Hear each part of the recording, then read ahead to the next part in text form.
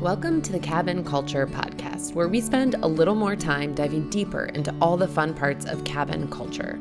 We like to think of this as both the material and imagined expressions of how cabin lovers, dwellers, builders, and designers wish to live a more simple and authentic life.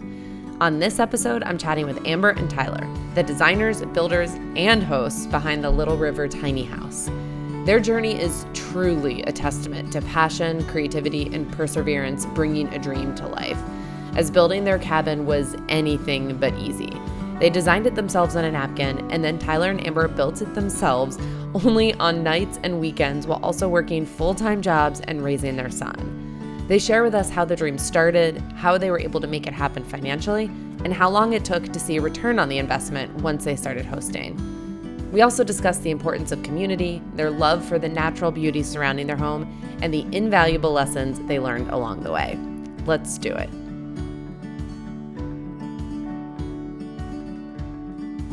Okay, take me back to when you started designing this. What is your background? Because from what the research I've done so far, neither of you have the background of designing a cabin. So did it start on a napkin at date night, or where did the plan that's basically start? You pegged it. I mean, yeah, pretty much, I remodeled a house in exchange for rent when we first got married, and that lady was selling our current house, and because she had it as an Airbnb. I had never heard of Airbnb up until then, so this was kind of before the big really just blow up of everything. What year was this, to give us context? No. Yeah. It was? Okay, yeah. 2018. 2018. Okay. And so okay, we had always wanted to build a tiny house. It was just kind of one of those things we had talked about, one day down the road, And so when we bought this property, we honestly couldn't afford it, didn't really know how we were going to be able to afford it. It was overpriced even back then, but it was on the river, and we were like, oh, nothing comes for sale on the river. We got to just see if we can swing for the fences. And we did, and somehow we ended up in it. I didn't even know until signing if we were going to get the house or not. It was I really didn't know. But we ended up. Because of what? Our what loan officer was probably I don't know. She was like, I don't know. And there was a lot of things the house it was being appraised on a 2-bedroom, 2-bath rather than the 3-2. And so actually before Janie, she was like, hey, you can go up there and build a closet in there if that'll help with the appraisal. And so I actually came and built a closet in order to get it to appraise.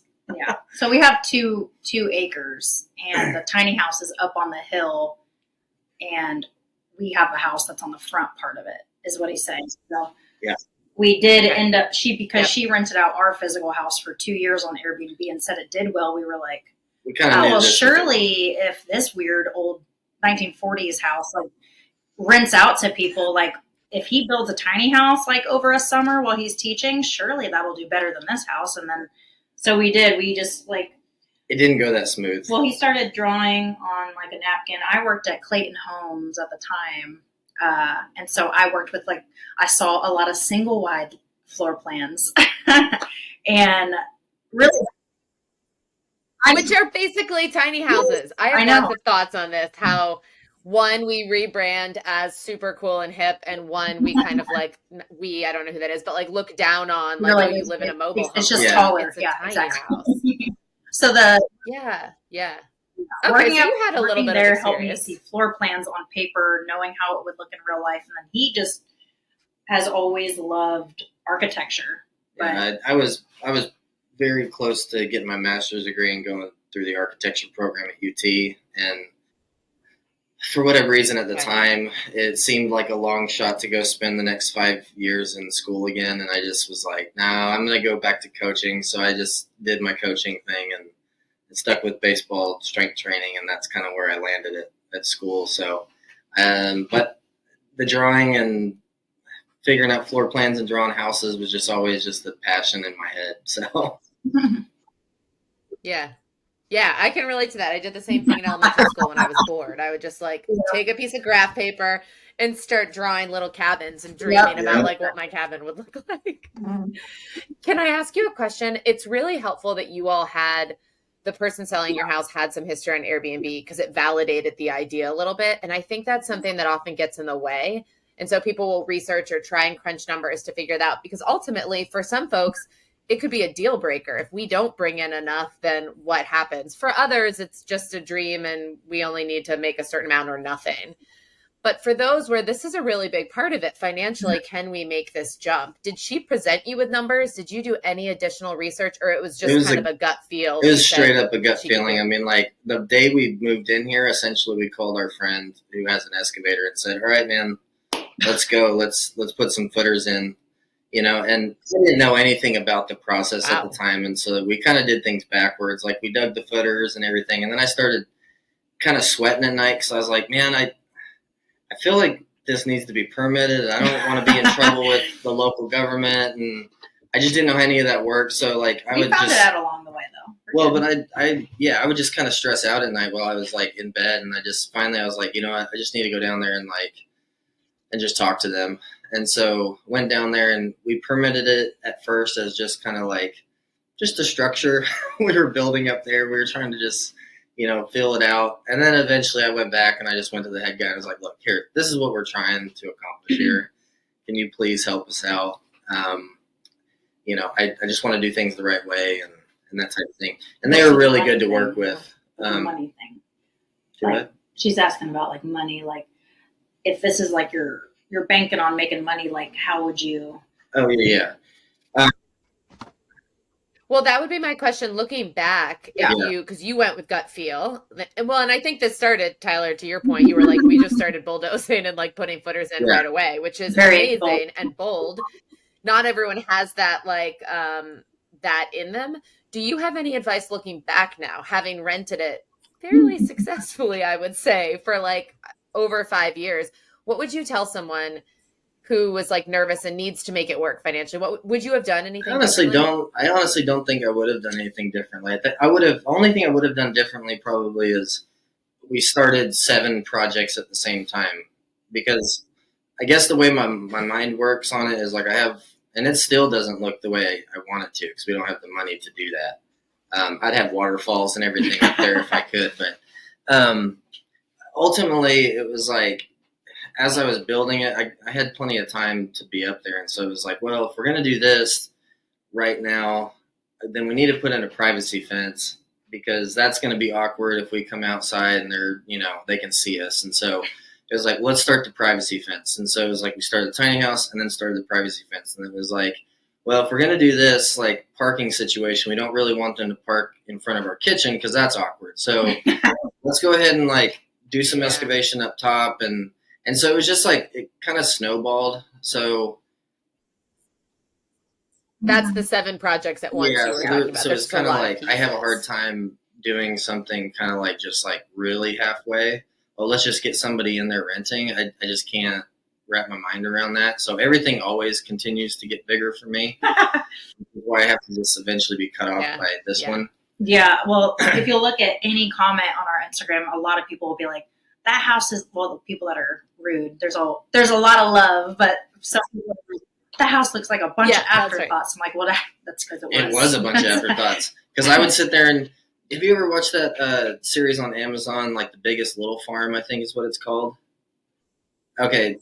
Yeah, it's great. It's really great because long story short, it was this couple that built this huge farm. It started out really small, but the thing that I got from it the most was the guy said that he was at first trying to fix all these problems that were happening. Like, a chicken would die, and so he'd like figure out why it happened, and so he'd try and kill the coyote and all these.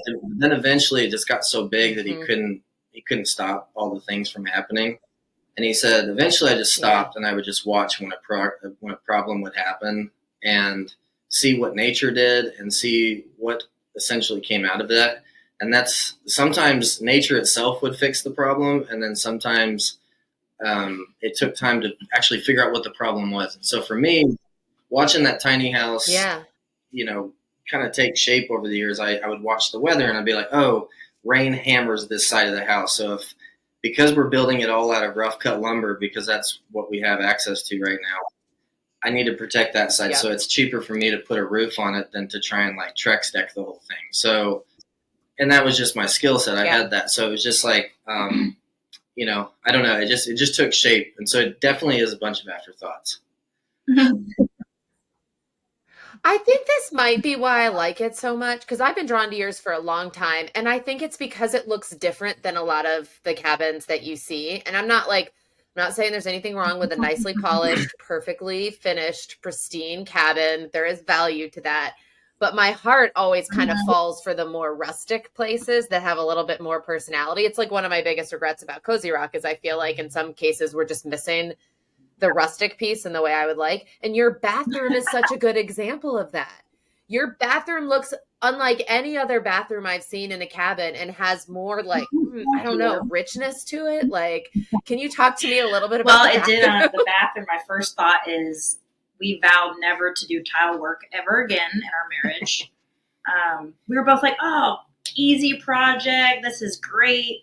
And then by the end of it, we were both like, not speaking for a few days, but the bathroom, I would say that he's all about like utilizing the space well. And like, I know we were trying to make it like a romantic stay, but then I know we ended up not going with a bathtub, but I don't know. I think too, like we really, it's kind of like to your point about like the really finely finished things. It's like, there's a place for that and that feels really nice sometimes, but then I think in that bathroom, I wanted it to feel like we're on the river. I want when you go into that bathroom to feel like you're kind of like nestled in this like just cozy blanket. And like to me, like the woods and darker colors and then like the tile shower being like wood grain was just kind of an important piece for me on that. And the tiny house is everything's white and bright. And so we were like, we need to make the bathroom like sexy, like kind of moody. Yeah, like almost like a cave. I don't know. Which I guess people are like, you should do the opposite because the bathroom is small, but I don't know. Yeah. I disagree. Just from personal preference, I'm like in love with dark colors and I love it. And it's on your ceiling too with the wood.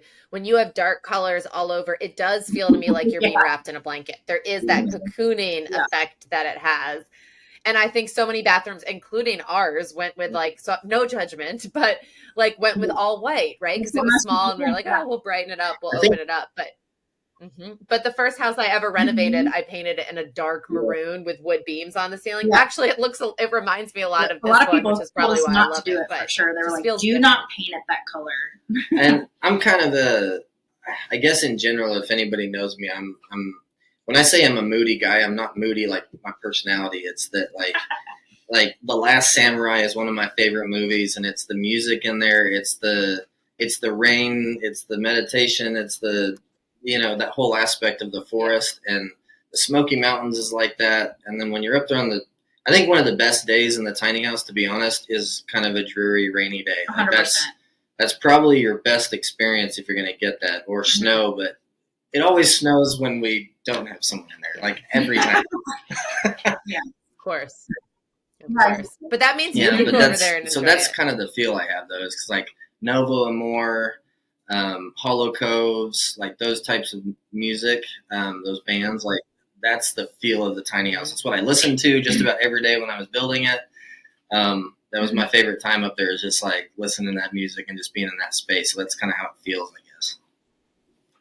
But it was kind of a hodgepodge. Like we didn't have the skill set to do any like insets or like built-in things in the shower.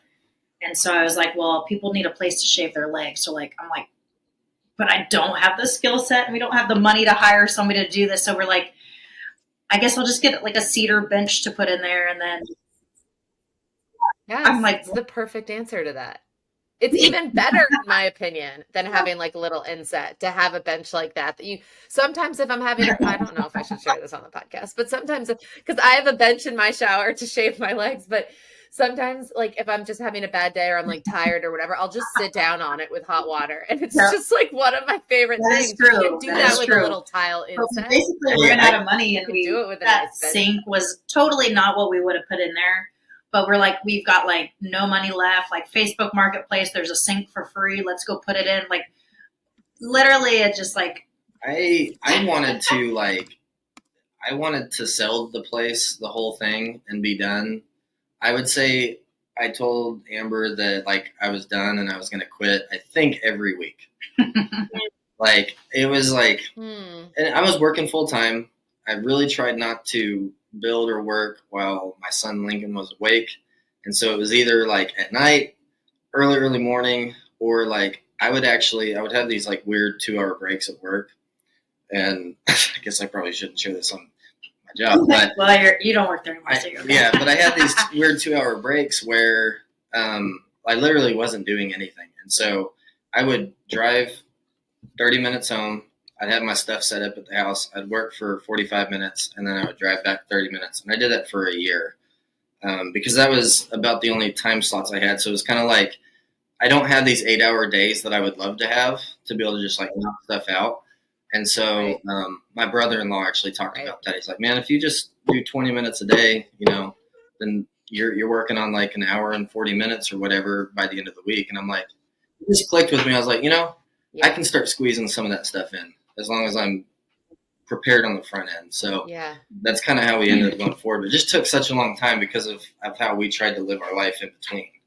So I actually think that's a really, really good piece of advice. Whether you're thinking about building a cabin or anything else, is like you might not ever have the luxury of having all the money to do it or full open schedule of 8-hour days, but it doesn't we didn't have the money.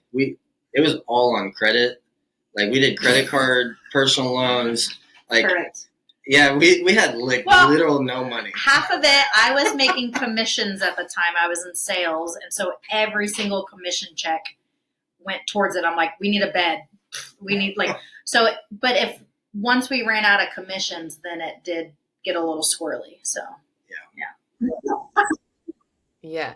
So looking back, and you can answer whatever you feel comfortable with, but looking back, how long did it take you to get from that place of like, oh shit, everything's on credit, this is like scary, to the place of like, oh, this might be the best investment we ever made? Well, I remember that triggered me to think back at my job. We were like on the tail end of this, but we were like, we needed probably like, I don't know, $5,000 to $10,000 to finish. We're just like, I have no idea. And so I remember on my lunch break calling my friend's dad, who is a financial advisor. And I was like, what do I do? Like we're basically out of money.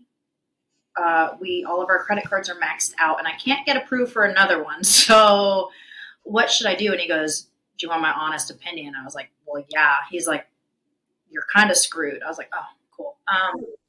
Basically, was like, you should have never started. He goes, you should have, you should have never started if you didn't have the money to finish it and like whatever. But now you got to basically dig yourself out of this hole. So he goes, honestly, do whatever you need to do to finish it at this point and just get that sucker making you money. And I was like, okay. And so like, that's when like, I was like, hey, Tyler, financial advisor said we're screwed. So like, is there anybody like work faster? I guess. Like, can I paint? Like, I don't know. Like we were getting like his mom on the floor, like doing some stuff with us, and she's got bad knees. Like it was like a whole thing. It was, but to your. That's the most relatable thing though, whether it's like, because I feel like everyone who's been through a build, even if at the beginning of it, you're like, because at the beginning of Cozy Rock, I was like, all right, I've planned this out financially. This makes sense. But then you get to a point at the build where you're like, cost of supplies has gone up, or the well is way deeper than I thought, or whatever, and your numbers get thrown off. And I have yet to hear a story where that didn't happen. And then you're just kind of like, oh crap, we need to get to the finish line. We need to get renting this so that we can start. But then that switch happens and all of a sudden the money starts coming in. And I'm not saying it's guaranteed windfall for everyone. Please, I'm not a financial advisor, but there is a moment where some of it starts to pay off. Yeah, I think the best advice we got in that season was one of our friends was like, you just need to step away for like a minute. Like just take a week and don't work on it. And we're like, well, we can't because we got to get like, we're not going to get ahead unless we keep working. And she's like, your brain needs a break. Your body needs a break. Just get away. And Tyler and I were both like super anxious about it. But like we took one whole week and like did not work on it. And I think like that gave him some fresh energy, fresh perspective, me some more like momentum to encourage him to like keep going. Like, and so that next week we were like, okay, let's push through, you know? So, but, and I think like just knowing like in our head, like, hey, if we can rent it for this much, like how much it's costing us, like, gosh, within like a year, we'll have made our money back in 1 year. So, yeah. Okay, that is not common. So a lot of people will. Well, we were jealous when very they hear blessed. that. I'll let you tell the story, but I wanted to answer a question real quick, because you were talking about, you know, you're in debt and you're kind of covered up, and then how long did it take to recover? And it was, it essentially, and for me, it was just like a gift from God, I guess. But like, it replaced her income immediately, because she lost her job 2 weeks before we opened. 2 days. Or was it 2 days? Mhm. No, 2 days before we opened, because that was Levi Kelly staying for the first time. And we never really broke her paycheck after that. It was the same that she was making, which I'd been begging her to quit her job at that point, because she was experiencing some health problems at the time, just stress-wise from it. And she was like, how are we going to pay? And I was like, I have no idea, but it'll just happen. And then she lost her job. Yeah, I went right when I went live on Airbnb. My manager pulled me in like that Monday, and she's like, this is just, it's not working. Go pursue your passion project, is what she called it, because she knew I was working on the tiny house. And I was like, okay. And I was like, God, please, like, allow people to want to come to Maryville, Tennessee. Like, I don't have a job now, and I was like the breadwinner at the time, and I was like, and she cleaned, you know, so she got the extra cleaning fee that, you know, was involved with there, so that helped. But essentially, you know, we had stopped spending money on it at that point, and so we were able to recoup pretty quickly. You know, I mean, I think that I've tried to do the math in my head, because there were so many things that were going on at the time, but we're thinking we were probably somewhere in the vicinity of like $27,000 to $32,000 that we spent on the thing over the course. And so all in for part the of whole thing? And part of the deal with I still think it's more than that. I think it's like 40, but still 40 is pretty. Okay, even if it's 40, let's call it 50. Well, that's still good.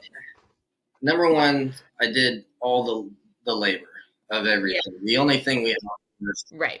Yeah, the only thing we outsourced was essentially like excavation type of work when I couldn't do that type of stuff. And then I did some electrical stuff where I outsourced and that type of thing, but it was very like minimal stuff that we outsourced.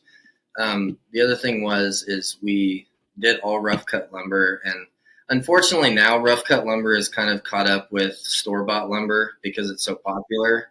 And so you're not getting the same type of benefit, but we also had one of our closest friends who actually kind of kicked us off on giving us the encouragement to do this, because he did it himself up in Rogersville with his own personal cabin and property. He had 500 acres, and he was logging the whole property. So we would go up there, mill the lumber, and bring it back on a trailer.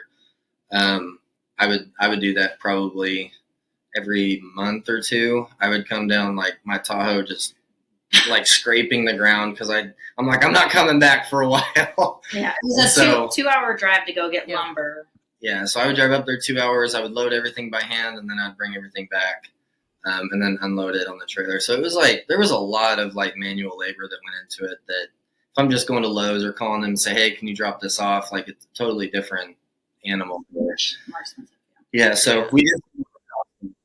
So this is good to keep in mind, that this is the compromise made. When people hear that number, which is insane and the lowest number I've ever heard, you also mentioned it took a long time because you were fitting it in with your life, and it was a lot of hard manual labor. But if you have those skills and that time, then this is a way. And it's amazing that you sell the plans, because then that can take one thing off someone's plate. And if they wanted to try something like this, they could buy your plans and just worry about building it. I mean, I'm tempted to send this to Sean and be like, okay, where can we build? Because he has the skills, but we're not near Maine. We're in North Carolina. So when we built Cozy Rock, we didn't have. Well, and the other thing too is like the other thing that saved us money. I mean, it was like everything. So like the door that we have right there, that's full glass and has glass on both sides. It was like a $1,200 door, but I got it for, I think it was like $150 because it was a custom door that was built for a cabin in Gatlinburg. And I just had called around at 84 Lumber and they had it and they were like, we can't get rid of it. So I ended up like changing the door on our tiny house to that. He was very thrifty, and even like some of the windows like don't match. Don't look too close, but like some are white, some are cream, some are gray, some are like. Guys, this is what a cabin is supposed to be. This is why I think it makes me so happy, because my dream for our next cabin, we affectionately call it in our house, Dead Grandpa's Cabin, because I really want it to be like an absolute, you walk into it and you're like, yeah, my dead grandpa used to live here. Like a collection of like a whole bunch of it's a feeling. Personality. That's like our big thing. Like you want to have a feeling when you walk in. And I think you have it with that for sure. Yeah. I love that idea though. That's cool.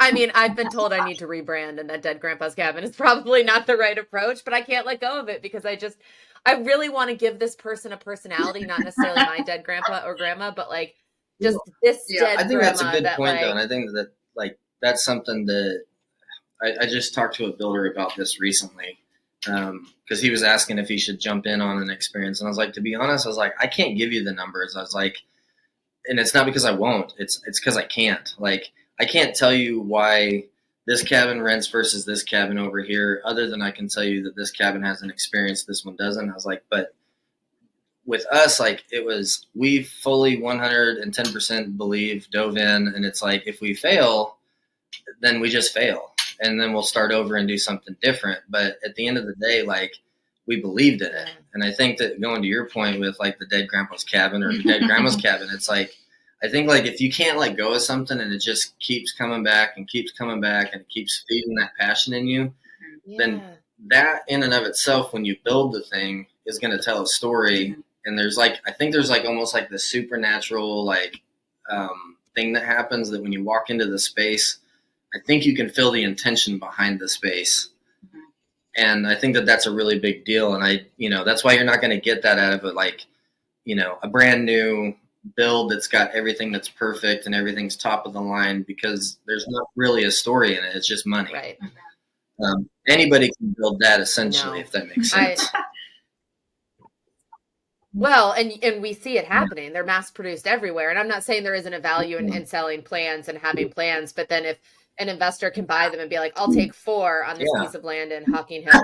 Just teasing, but Hocking Hills is where a lot of them are. I'll just put 4 of them up here and like let the people come. Tag your friends. Send this to the first person who shows up on your list or whatever. Like, it feels different. And we made a point of writing our intention on the walls inside before the drywall went up. And I like to think that even though nobody can like see it, you did the same thing. Like,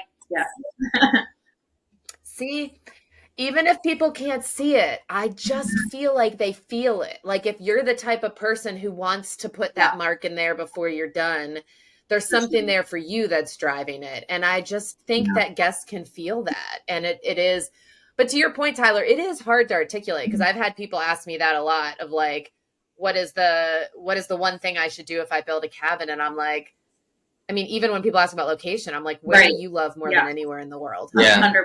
There's your answer.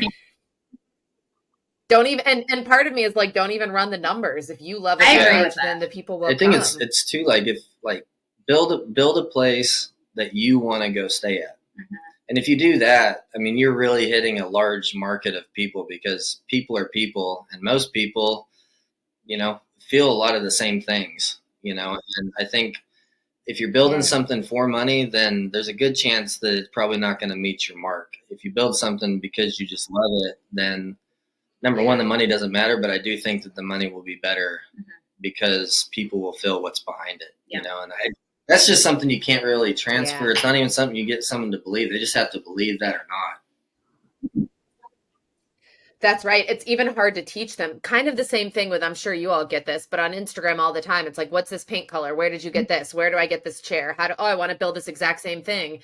And in my head, and sometimes people even send that to me in emails and be like, I want to build the exact same thing. Can you send me how to do it? And I'm just like, first of all, I mean, I'm always very nice about it, but like, first of all, I just want to push back on that first statement. Like, you don't want to build the exact same thing that someone else built. You want to build the thing that you want to exist in the world that doesn't exist yet. What is that? And like, that does not mean, I'm on Pinterest, don't get me wrong. I'm looking for paint colors, but like piece all of those things together into like the because you think about like if someone comes up to you and says, "Oh man, I love this place. This is what I want to build." You may not, because it's imperfect.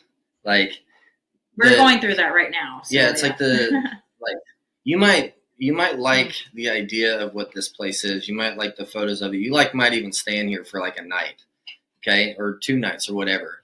But it depends on like why you're building it, because you might not like the fact that the boards are slightly unlevel. You might not like the boards that are the screws are kind of gapped. You might not like the fact that not everything is lined up in a 45-degree angle, and it's like everything that I do essentially is like either common sense, like what made sense to me at the time, not so much what was the right thing to do. It was like what makes sense to me. Mm-hmm. And then a lot of it is just what do they call it? Jerry rigging. But yeah, pretty much that. Like I'm like, well, that didn't work. That measurement's not there. Holy smokes, that's not square. I thought it was. Like, how am I going to make this fit? And it's like, I actually didn't think Tyler cursed until he built the tiny house, and then I'm like, oh man, a whole new man just came out of the woodworks. So, I mean, if that doesn't bring it out, I don't know what will. That's certainly when I hear my husband curse the most, is when he's usually working on a project that I assigned him. What's our phrase that we're going to make T-shirts for? This is the worst project by far. Oh, every project he ever works on, he's like, this is the worst project by far that I've ever done. And I'm like, but he says it on every single one. So I would put that on a baseball cap or a T-shirt, and I will get one for Sean for Christmas for sure. I'm just like, this is crazy because it's every project. Yeah. Okay, I want to go back to something you said about like and I think it was you, Amber. You were just like, we wondered like who's going to want to come to. Is it Maryville, Tennessee? That's a very proper way to say it. Maryville, Tennessee. Maryville. Sorry. Yes. I've lived in the South for 20 years, but I still don't have the Southern accent quite there. Maryville. Okay. And I felt the same way about Freeport. And what I will say, and I built there because I love it and my family is there. But I think one of the beautiful things about social media is the way that it's kind of like democratized like access to PR and press, and like you don't need Maryville to be like in the top 10 places to visit in the New York Times. You can make it a destination to visit by building an Instagram account and showing people what you're doing and making it a place that they want to go. And you all have done that. And I know that you documented your build along the way as well, which a lot of people don't. They wait until the end. But you did a lot of that documenting. Can you talk people through how you went from like being worried people wouldn't come there to basically like making them come there by sharing with them my biggest, the experience? I can't think of my word right now. But like ammunition was people telling us that nobody would come. And so it like fired me up. I'm like, you just wait, people are going to come. And so it kind of like fired me up, and I was like, I just can't wait to prove those people wrong, because like to Tyler's point, like if you love it and you believe in it, people will come. And I'm like, well, what's not to love? Like he built it. It's really cool. We're on the river, and like we're like close to the Smoky Mountains. Like I'm like, if anything, it's awesome because we're right in between like the Smoky Mountains and Knoxville, which so if you want city, you have it. If you have mountains, it's right there. So like, and you get like the fishermen. So we literally can like be whatever you want us to be. Like you know what I mean? So I don't know. Yeah. I love that as ammunition. I remember, when did that turn and people started to be like, oh, because I remember my main family making fun of me for how much I was on my phone and how much I documented. To be fair, I'm pretty good about not being on my phone around people, but they just saw all of the documenting I was doing because they followed us, and they would just tease me about it relentlessly. Like, oh, well, we don't even have to ask you how you're doing because we already know it's all on social media. But then it felt like there was a turning point, like shortly after we launched and we're like fully booked immediately. I think that's like, probably. I'd say within like probably maybe 2 there's months. something. Probably. Yeah, I would say when like people would ask me, they're like, "How's your little tiny house doing?" And I'm like, "Well, it replaced my income, so like it's great." Like I don't. It just like made me so mad when people would like downplay it, and I'm like, there was one specific moment where I had a baseball parent come up to the tiny house to see it because they had been hearing about it, and they were like, "I'm going to be honest. I thought you were bat crazy, like, but I get it now." Like when they came in there, they're like, I get what this was about." And mostly when people walk into it. So I feel like if anyone took the time to walk in it, like they were like, "Oh, I get it." But like you hear tiny house and everyone's like, "Ooh," like they give you a look. I feel like anytime if people ask me in public what I do, if I say tiny house, they usually roll their eyes. And once I show them a picture, they're like, "Oh," and I'm like, so I do think if people like walk in it, they kind of get it, and they're like, "Okay, I'm tracking with you." For sure. But I will say, it is interesting. You were talking about the family, and so I was just going to answer that real quick. Thankfully, and I said this the other day about some other stuff. We've been really blessed, and I know a lot of people maybe aren't. Our family's been pretty much behind it the entire time, so they really never gave us a hard time on it, and I have no idea why, because it really made no sense, like financially or anything. And I worked just constantly, and so like I don't know why they were behind us, but they were, and so that was the one thing. And I think even friends were, for the most part. Nobody really questioned it. It was so we just were in a little bit different situation. We maybe lost a few friendships because we were never around. That's true. We're like we basically. Tyler's working on the tiny house, so I guess we can't invite him on the boat, or we can't invite him out for the weekend. And I'm like, I can still come places. You just people assumed literally for those 2 years that we just were unavailable, so we like got left out of a lot. It's really sad, but I can relate to that so hard. It's not malicious. It's just like, oh, if you say no enough times, we're going to stop asking you. And I'm like, but please stop. So now whenever people keep inviting me and I can't make things, I'm like, thank you so much for continuing to ask me. One of my best friends, I literally had probably 5 conversations and was like, please invite me. Even if I can't come, I just want to know that you still want me to come. So like, just invite me. I know that feeling is so real, because when this is the side hustle and you're doing it on top of, like, I run a business full time and then host at 3 cabins, and it's like, I know it takes up a lot of time, but it doesn't mean I don't want to hang out with you, and I can't still occasionally come, and I want to know that I still can. But it is like, this is what I was going to say earlier. It does feel like outside of this world, it's very, I don't even know if misunderstood is the right word. It's just like not seen. Even people. Like, I was at a networking event last week, and you have to go around the circle and talk about what you do. And it's easy to say I own a video production company. But then I'm always like, but there's also this other thing that I do that takes up like a lot of my time, but I don't know how to explain it to people. I'm like, also, I manage some cabins in this weird like world of cabin porn. Like, I don't even know what this is. And people like don't, even if they go to stay at cabins, they don't know there's like this whole world around it. And it is hard. It feels like it's hard to be fair. I don't even probably have a gauge on it, to be honest, because I don't have any social media. I hear the little things, bits and pieces from her, and so she's way more like connected to it. But both of us are still pretty far removed from like social media at large. Well, guys, you have a lot of followers. Not in comparison. I'm like, there's all this comparison. You look at people who opened up way after you, and you're like, how? I don't even. But I had to let go of that a long time ago, because all it did was take joy away. Instead, it's like, wait, guys, like 40,000 people care what you have to say and are putting out into the world. That's like a stadium full of people. Crazy. That's insane. Yeah. But I think on top of helping people find Marival, on top of that, it also gives people like us a way to connect, so you don't feel so alone. Because my first like 4 or 5 years of hosting, I didn't talk to a single other host. I didn't listen to a podcast. I just was doing this thing where I was like, great, it's paying the bills and I get to go to the cabin, you know, every couple of months. This is fun.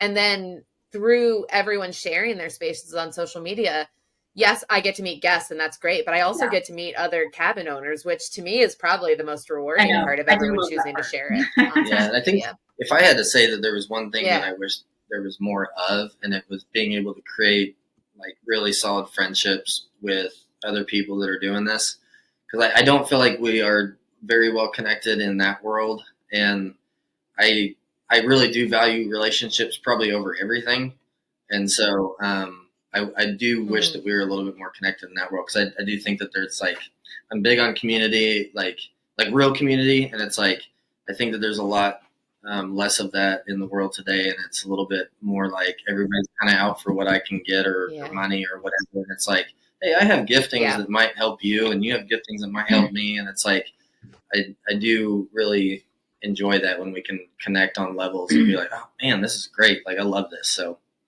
well, maybe just host a retreat sometime. And it hey, is. let's do it. You should. I've seen those happening and I've been dying to host them, but similar to you, I have a place that fits like 4 people. Oh, that's not true. Our place in Boone, we can sleep like 8 to 10, but it still doesn't feel like enough for a retreat. And so it's like, okay, how do we make this happen? Because it is, even with all the Instagram community, which Tyler, maybe you need to get on Instagram, but I'm not sure if you'd find it as rewarding, because I do think for me, it's the podcast. That's when it's like, okay, I've been following you for a while, but now I get to like put faces to names. And after the podcast, when I'm on Instagram, like the people that I've talked to, those are the ones that I spend the most time engaging with, or seeing, just because I feel like I know who you are. Otherwise, I know your cabin, but I don't actually know who the human is. I think podcasting is really cool. I'm super intrigued by it. Like I've always talked, I would love to start a podcast, but I'm like, what in the crap am I going to talk about? Each episode would be 6 hours, so I don't know. But you can tell I do. I have a hard time shutting it off. So this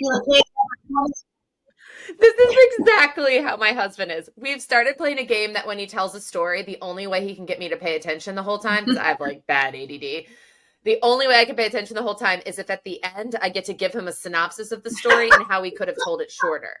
Because then I have to listen to the whole thing, and then I'm like, okay, here's the shorter version of your story. And he likes it because it's feedback on how I'm taking that from this podcast episode right now. As long as both people are good sports about it, I actually have found it's kind of fun. Okay, so let me ask you this. Now you're a couple years in. You've seen the revenue come in. I'm guessing that you've paid back the money that you had like on credit cards to build it. What's next? I mean, I feel like this stuff is addicting, and everyone has like, whether they'll admit it or not, everyone has a dead grandma's. Yeah. Tyler's crying. I've got hives now that you just asked that question. So I guess this is like, do you let Amber tell the short story? Probably. What is next? It's kind of like it's not a short answer, but Tyler has been trying. Is this related to why the podcast? No, I wish. Yeah. No. Tyler and Tyler has been trying for 5 years to figure out a way to basically do the tiny house again. Not the same thing, but like just duplicate it and have maybe like 4 or 5 sprinkled out there. And he has looked for property. I mean, I'm talking 5 years, and he is like. I've found really great properties. The major problem is money. The fact that we built this in our backyard, that was the reason why it happened. Land's expensive, and I found some really great properties here, and they would have even worked, but can't find the right he's tried for 5 years to find the right investor, but like every time we write a business plan or do whatever, they're like, yeah, and then they're like, oh, like it's a little scary. Some of this goes to your point that most people, unless you're in it, don't understand it.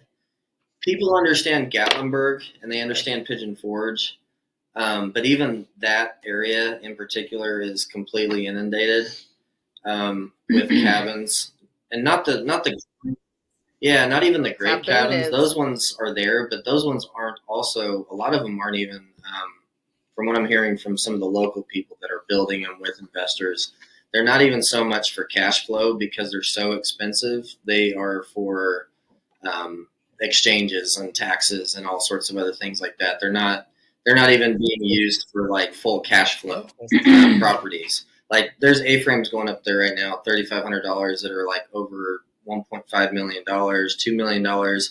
And the people that are putting those in are from Florida. And then the ones I'm talking about right now. And they're not building them to cash flow. And the guy I know building it said that it won't cash flow. There's no possible way based on the mortgage of it. So I have wondered about this recently with interest rates where they are, because we've thought about selling our cabin in Boone, and I'm just like, I don't know how someone else could make this work unless they have all cash. If they're getting a loan out at 7%, and often second homes is even higher, then I can't make the numbers work. I bought it for a whole lot less at 4% interest rate, and I can make the numbers work. But even then, Boone is so saturated, we're not making a ton of profit off of that one. How does someone else make it work? I've been wondering, I haven't said this out loud yet, though I've been thinking about making content about it. I'm just wondering, like, how are you all doing out there? Yeah. Like, how are people? I think honestly, it's a mixed bag. People either have cash and then that works. They build it themselves, or that works. It's like you got to have a couple advantages, and already have the land and you build it yourself. You've got to have at least one great advantage, and that one advantage is either you own the land, you build it yourself, or you got it for cash, or you have cash. And if you don't have one of those three, it makes it almost impossible. Or the fourth one, and that's for, like, I guess the people with Uber money, is they're looking for a way to put money into investments, and they're just sinking it into real estate that will play out for the long haul. They don't need the immediate cash flow. But most of the people, myself included, and most of the people I know, like, we need to be making some kind of money off of it monthly on top of paying the bills. Like, there's got to be, for the amount of work, there's got to be. I was just going to say, so in regards to what's next, it's, I have actually no idea. I've designed a couple houses for some guys up in Seymour, and we've gotten those drawn up by architects, so they're architect stamped and everything. And super unique, really cool homes. Yeah, I'm working with a builder right now, so I'm going to be starting to build those homes for them, and that's kind of my entry point, maybe, to be able to get into this in on a different way, because we just need more money to do something ourselves. And so the ultimate goal is that we want 3 to 5 rentals that we have, but it's just not in the cards for us right now. And in terms of finding an investor, it's just, you really got to find someone that is passionate about this particular space. Because I've had 4 or 5 people and close people that said, "Oh yeah, I'll do it. Let's do it." And then by the time you get down the road, they just don't quite get it, or they don't move fast enough, and so the good property's gone.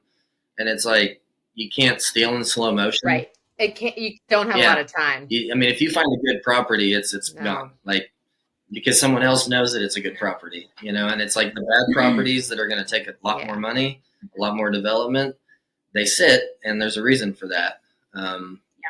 So in the meantime, someone once said to me, there's no such thing as a good deal in real estate. And I think about that all the time, how the market knows. Like, if a house has been sitting there for a while and it looks like a great deal, sure, go look at it, put an offer in. But when those inspections go through, you're probably going to find out. I will say this, though, that I am finding right now, in particular in our area, is that there are properties for sale. Number one, like, there's an app called Landglide. And if you get that app, it shows who owns it, the property, how much acreage is there, everything. As you're driving down the road, you can find properties. And so, like, you can cold call, some of those people. And that's how I found a few of the properties that I was trying to get with an investor. Knocking on doors. The other side of it, too, is that there are properties available that are a little bit hard. There is a little bit of red tape. So, like, one example is there's a property near us that it's great for, like, 4 or 5, you'd probably build townhomes, but it's in the city. The red tape behind it, though, is it's zoned business and commercial. And so you do have to go to planning and get that zoned residential. And so there's things like that, but it's what I'm finding, talking even with the builders that I do know, is that you either have the big dogs who have the money to go in and buy the 20 acres at $1.5 million, and then they develop the whole thing into neighborhoods, or you have the smaller fish, and it's not really worth it. But then you have people like us that can't afford it. So there is some middle ground there, but like they're not biting on some of those properties because like the big guys don't want it. They don't need it. The other like people like us, we don't have the money to necessarily jump in and jump through all the red tape. And so, but there are some properties out there if you're willing to like jump over a couple hurdles, because it's kind of missed property. Yeah. Yeah. I appreciate you sharing this though, because I do feel like a lot of people who listen to this podcast also, not all of them are on Instagram, but some of them, and you just see like brand new fancy cabins popping up left and right, or like someone launches a cabin and before you know it, they're building another one, which is great if you can do that. But sometimes, and I try and be as open as I can that mine were only possible because of inheritance. I lost my mom really early, and then I lost my grandparents just a couple years after. And they by no means paid for it, but it gave me some money to put into a down payment. But I wished we would demystify the financing a little bit. Like I love you sharing that you maxed out your credit cards to do it, because I do think people want to know, like, how is everyone making this happen and why can't I figure it out, you know? And if we don't talk about it, then it becomes, I don't know, the same thing as the numbers where you're beating up yourself because you're not where someone else is, but there's real reasons for that. It's hard. But to go back to what you said about what's next, other than him designing some unique floor plans and selling those, he's also going to be the GC on some unique stays for other people, which is cool. Like designing. So and we're diving into the more consulting side of this instead of just like being just hosts, because like he said, we don't have the leverage to build something. So it's been weird. Like this whole year, people have just been coming out of the woodwork. Like, can you come to my property and tell me like what you would do on this property? How many homes would you think would be good? Should I do big? Should I do small? Like, what should it look like? Where should it be facing? Tyler is such a visionary. So like we've been hired to be like consultants now to like go to people's property and kind of like do that. And then even like, we've been doing consulting, like looking at people's listings even and like helping them figure out like, why does your listing not get clicked on? Or like maybe there's, you know, stuff like that. So it's more like consulting in the meantime until. And to be completely honest, I mean, like, you know, I would love to have the rentals obviously for just, you know, the long haul. But I think even in regards to like building or anything like that, like the thing I do love and enjoy is to give people vision for what they can't see. Cause I think I didn't realize this before because I'm like, I thought everybody could just like see this or everybody could just build. I'm like, it's just rectangle. Like it's really not that big of a deal. But I guess it's just like anything else. Like some people can and some people can't. It's like some, you know, it's like, and I didn't realize that. And I think now that I'm starting to realize it, I'm like, I really do enjoy giving people like a vision that they didn't have before and see things through a different lens. And we bounce each other's ideas off really well together. And so I think we balance each other out in that way. Like even these guys that hired us to go out to their property, they have 8 or 9 acres and like we literally help them figure out where they're going to put these houses. And they're like, how do we do? And Tyler's like, you just kind of, you know, and he's just painting a picture and now they're doing it. Like they're building and it's going to be awesome for them. So what a gift. Yeah. Cause that stage can be so intimidating. If you don't have that vision, that's a big mistake to make. If you put the house in the wrong spot or facing the wrong, you know, like that's a big mistake. And to have someone, you don't have to pay that much to come by and help you like make those decisions ahead of time. That's game changing. How can people find you if they wanted to reach out about, is it only local? Because I mean, like honestly, I mean, we would go anywhere we could drive to probably. Tyler did not take the job last week. So we are still self-employed, baby. So yeah, so, I'm proud of you. That was a tough call, but I just didn't have peace about it. So, but no, we've had people ask us to like travel wherever, but I mean, we would totally do it virtually. But he's pretty good about that too. Mm-hmm. I did that virtually with a lady, and she wasn't that far, but looked at her listing and even like, you know, whatever. So Instagram is the biggest way that where I send people Little River Tiny House on Instagram, or email us littleriverinvisioned@gmail.com. Such a pain to spell. Sorry. I love it. Ha, I named my company Big Dog Little Bed Productions. The story of my life is like, well, people are like, how do you spell that? I'm like, well, when you same. envision a space, I'm like, it's a good idea, but people are always like, how do you spell envisioned? And I'm like, whatever.